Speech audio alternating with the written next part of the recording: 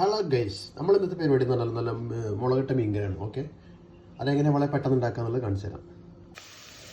ആദ്യം കുറച്ച് ഓയിൽ ഒഴിച്ചതിന് ശേഷം കുറച്ച് സവാള, പച്ചമുളക്, കുറച്ച് കറിവേപ്പില, ഉലുവുണ്ടെങ്കിൽ കുറച്ച് ഉലുവിട്ട് പൊടിക്കാൻ കൊടുക്കുന്നത്,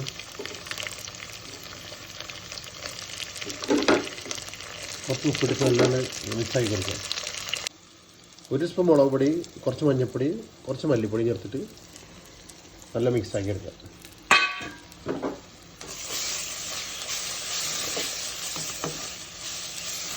ഇതിലേക്ക് ആവശ്യമായ പുളിവെള്ളം ചേർത്ത് കൊടുക്കാം.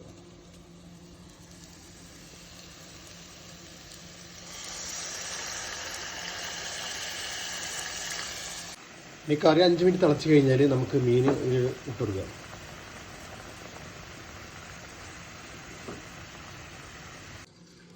അപ്പോൾ നമ്മൾ മീൻ കറി ഏകദേശം റെഡി ആയിട്ടുണ്ട്. ഏകദേശം അല്ല, ഫുള്ളായിട്ട് റെഡി ആയിട്ടുണ്ട്.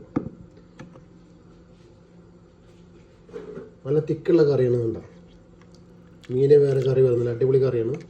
ഇത് നമുക്ക് കുറച്ചും കൂടി കുറച്ച് കറിവേപ്പില ഇട്ട് കൊടുക്കുക. കറിവേപ്പില കുറച്ചൊന്ന് അമർത്തിയിട്ട് ഇട്ട് കൊടുക്കണം കേട്ടോ.